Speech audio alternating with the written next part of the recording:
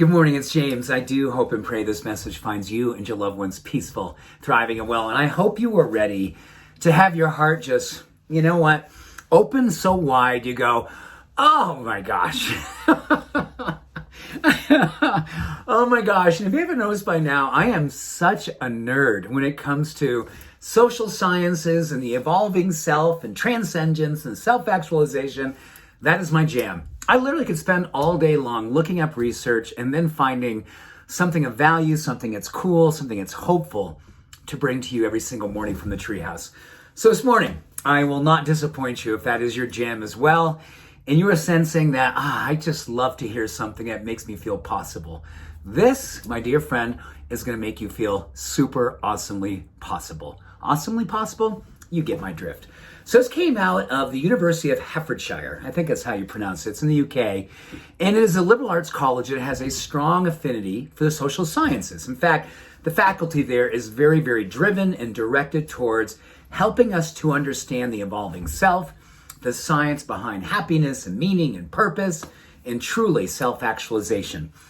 So they did a very, very long, exhaustive study trying to figure out what would be the number one determinant over a lifetime of what would relate to happiness, meaning, and purpose, and giving someone a sense of personal peace when all is said and done. Let's just think about that for a moment. When all is said and done with your life, what would you want to know was the thing that you could look back on and go, this was it. This was the thing. This was my jam. This was my personal practice of evolution that I dedicated myself to in such a way that I look back at my life and I say to myself, well done. And you can do it with a sense of peace. You can do it with a sense of knowing. And your heart is full. I'm just thinking about that. Well, here you go. Here's the study. So basically, they wanted to know all the different things that could go into this experience and this outcome.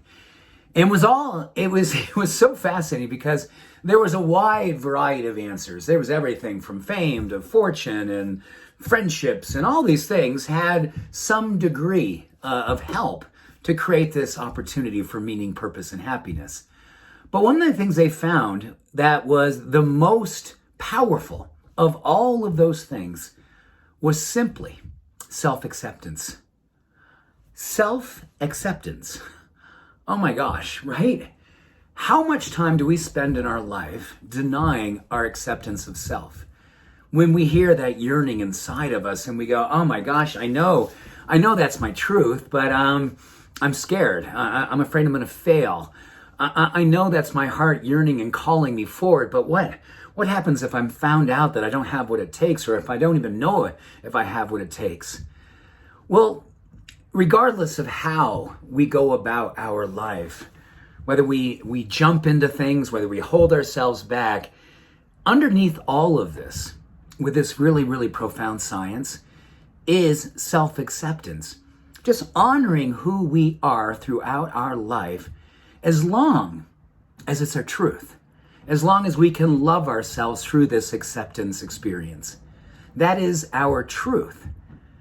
This research, yes, it's science-driven, but gosh, did you ever think something so spiritual could help you today to kind of maybe reassess what it is that you ask of yourself? What it is that you know is being asked of you deep inside of your heart every single day when you get that yearning, you get that calling. You look around your life and you either see emptiness or you see meaning or you see something in between, and you go, what would it be if happiness and purpose and meaning were going to be my calling? And then you remembered, you said, oh, I just have to accept myself where I am. But it doesn't mean complacency. That's the key. It's self-acceptance that evolves us. Like, oh, I know I'm scared, but I'm still going to go for it in my life. I know that my heart has been broken over and over again, but I'm going to trust and love again in my life. I know that I am a spiritually awakened human being, and sometimes I just want to go to sleep because sometimes life can be too hard. But I'm going to get up and I'm going to wake up and I'm going to move forward again in my life. That is self-acceptance with an active energetic.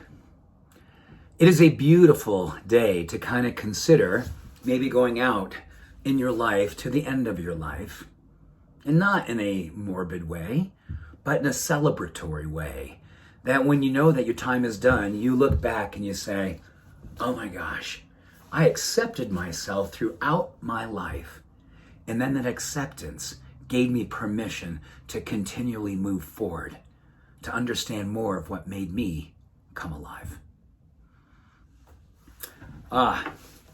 Timing is everything, right? What a beautiful time to be remembered about what it is that your heart yearns for.